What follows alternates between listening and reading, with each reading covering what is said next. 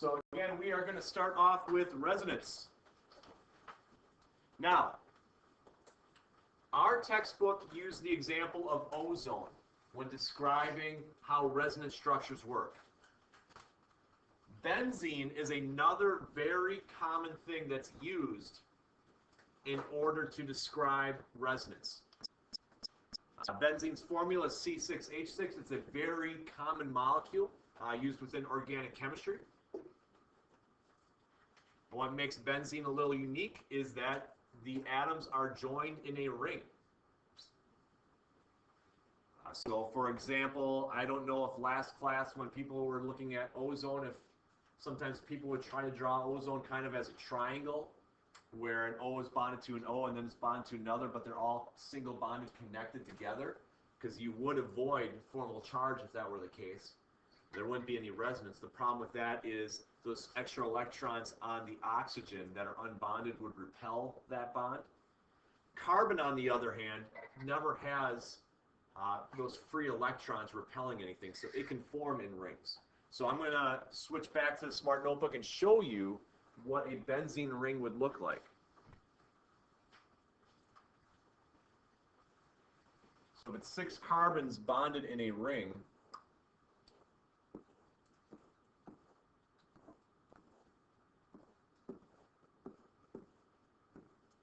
now each carbon has a hydrogen bonded to it as well.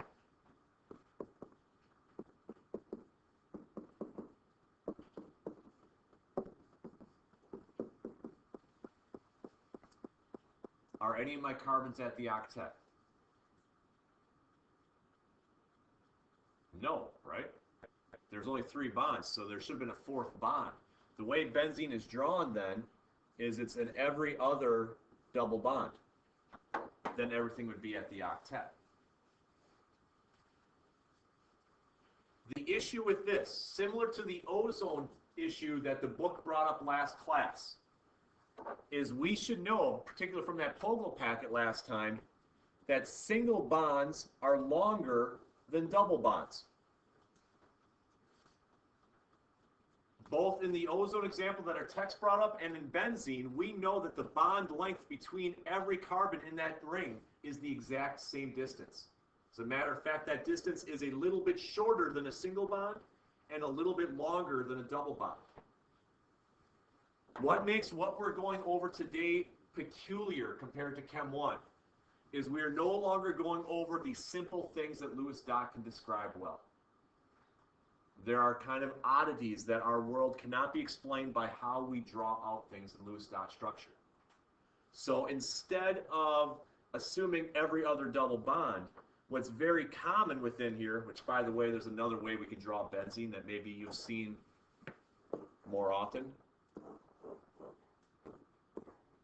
It's just like this. It's called a line angle format.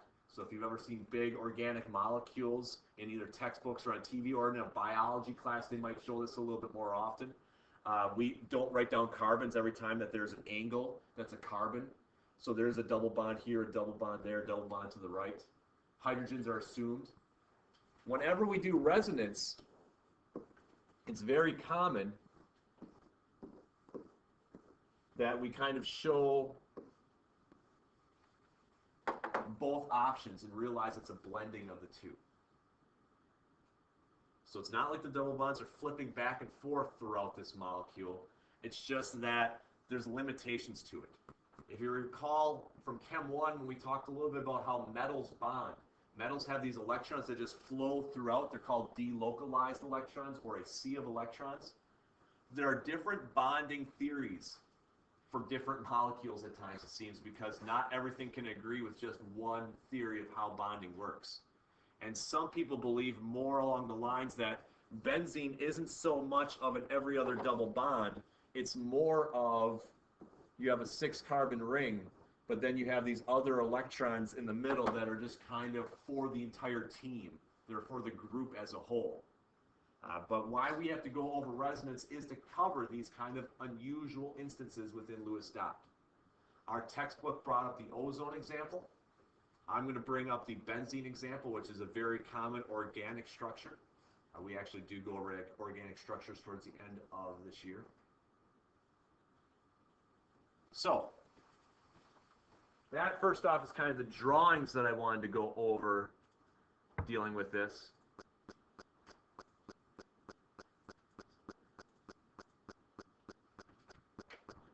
Again, we kind of consider resonance structures more than one way to draw a molecule, but that the actual molecule is more of a blending of those different options.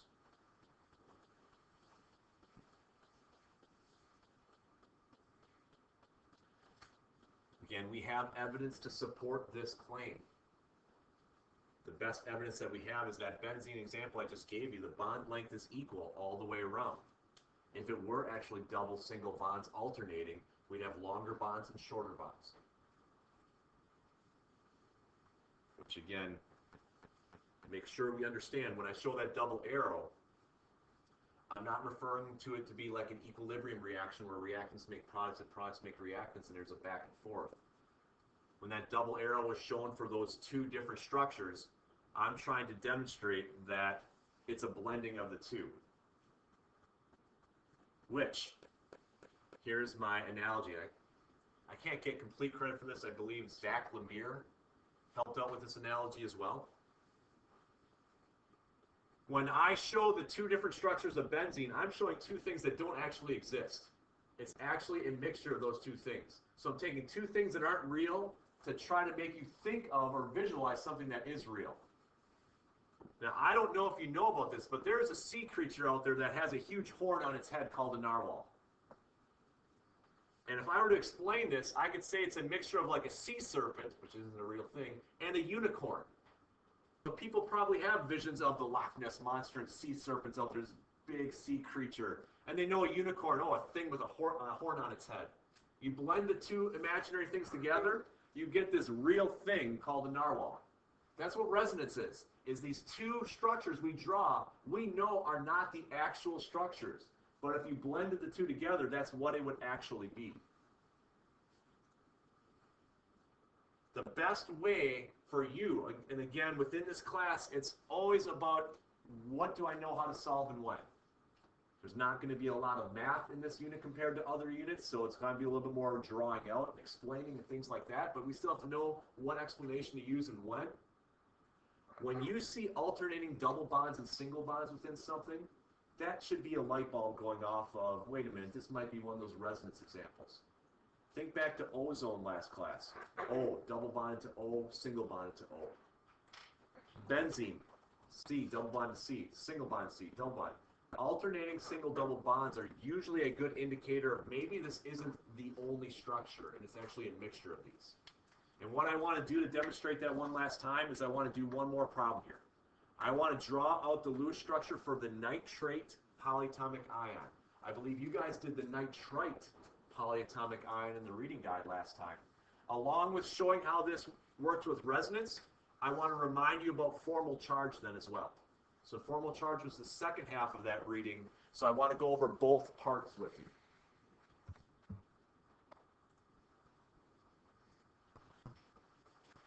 So first off, nitrate is NO3 with a -1 charge. When you are doing Lewis dot for a polyatomic ion, when I show you a -1 charge, that means I have one extra electron to play with to help get everything to the octet. Next, when you see NO3, there's 1 nitrogen, 3 oxygens.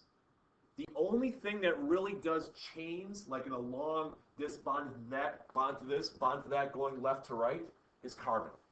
Carbon is really good at making long chains.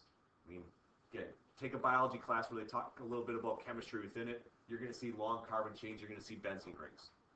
When you see something like this, you should more be thinking about, I have a central atom, and I have oxygens all around it. Because that's usually what's going to happen.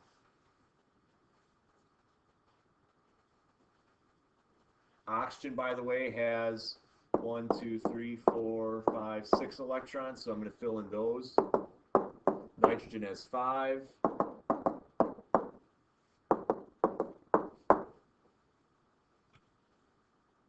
Again, as we start doing Lewis dot and more complicated Lewis dot, which we will be in the coming days, What I would start with then is trying to single bond things. So let's connect the N to the O each time. And I'll just kind of connect the dots to do that. So there is a single bond. There is a single bond. There is a single bond. And too often, in particular at this level with you guys, too often students look at something and they just try to draw it immediately, and what they end up doing is they end up either breaking the octet rule when they shouldn't, or they don't even have the correct number of electrons that they should, because they're just trying to make everything work somehow nice and neat. So don't immediately jump the gun to drawing these as quick as you can, because errors will be made. If you notice on this drawing right now, nitrogen is at the octet. However, each oxygen is one shy of the octet, and I only have one electron from that -1 charge that I can donate to make that happen. Now, if I want to do that right now, take that -1 charge, and I'll put an electron right here. Now, this oxygen on the left-hand side is at the octet.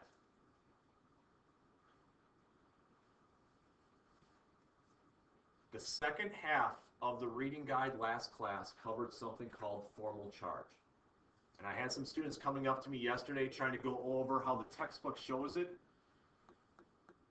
Honestly, how I think about formal charge is like this. Nitrogen starts with 5 electrons directly around it. You saw that when I first drew it. If it had 0 formal charge, that means it would end with 5 electrons directly around it. Now, to make this Lewis dot work, that can't happen. And that's what's making this a little unusual, is if I have 2 oxygens that are not at the octet, I can't bond the oxygens together, because we don't make triangles in this class, that's geometry. The only other thing we can do is we can have, for example, nitrogen give an electron to this oxygen. Now, in the reading guide last class, you did different rules for formal charge, and one of them probably talked about things that are more electronegative.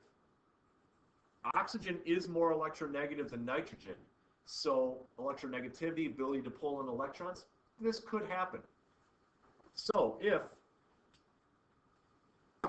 nitrogen lost an electron to oxygen, this oxygen on the right-hand side now is at the octet. Notice how the nitrogen now is 1 shy, as is the oxygen on the bottom. So what could those 2 things do then? Bond. So again, I'll erase my dots and I'll draw a double bond. This is what the nitrate polyatomic ion would look like.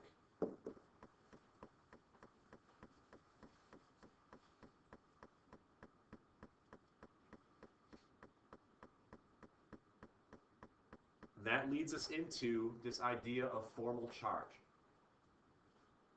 Looking at each atom within that structure, let's figure out whether each atom gained any electrons or lost any electrons. The oxygen on the left-hand side currently has 7 electrons directly around it. It has the 3 unbonded pairs, and it has the 1 right there. Oxygen typically starts with 6 electrons around it. It gained an electron. That means it has a -1 formal charge.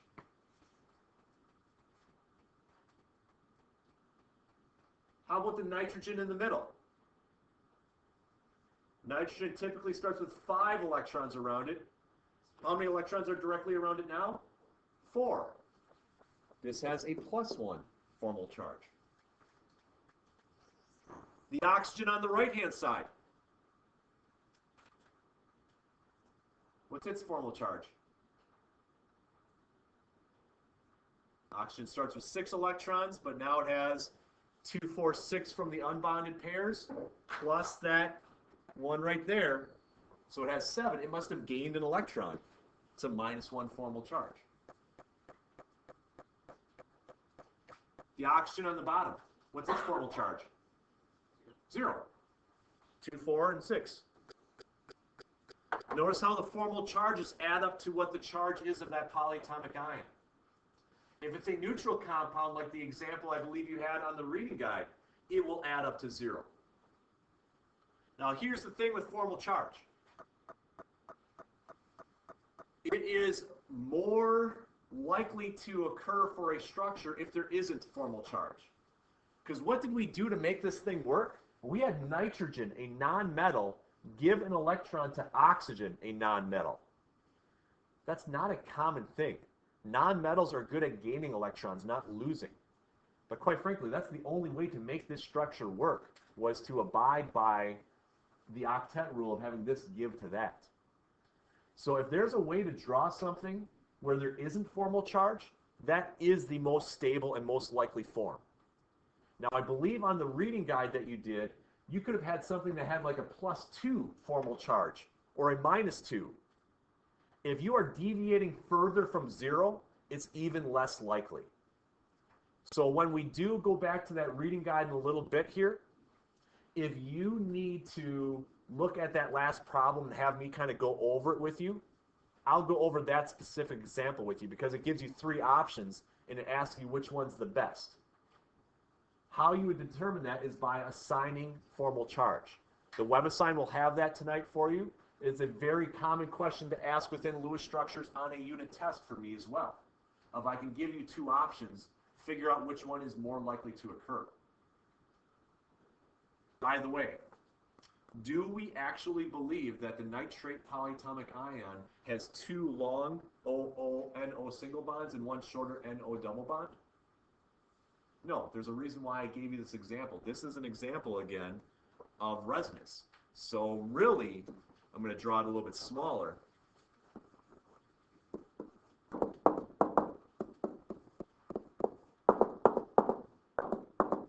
Oops. I have this as a -1 charge. Well, that double bond just could as easily be anywhere else. Could have been on the side.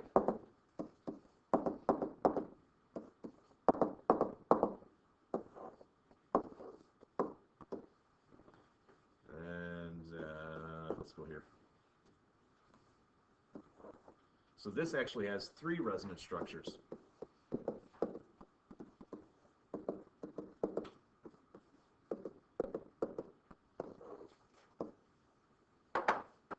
So there's 3 options of how nitrate actually is, and it's a blending of 3. Are the last 2 any less likely to occur because the negative charges are next to each other? Doesn't matter. What you're going to learn anyways is you see how I'm drawing everything at right angles? Starting at the second half of class today, it's not actually right angles. There'd be 120-degree angles between all of these because of how they want to spread out as much as possible. So that's also actually a very common question that they do to throw you off. They will show you the structure in right angles because that's how things are typed out. But then they'll ask you what's the angle between these 2 bonds right here. And they'll put in the multiple choice 90 degrees as one of the options. Or they'll ask you between these 2 on the left and the right, and they'll put 180 degrees as an option. But then you have to be able to recognize of, hey, that nitrogen's bonded to 3 things. So that's going to be 120 degrees instead because that spreads them out the most. So sometimes you guys will actually draw them out to demonstrate the shape better. Sometimes we draw it out in 90 degrees, but we just have to identify. But that is another topic that we're going to be going over in this unit as well.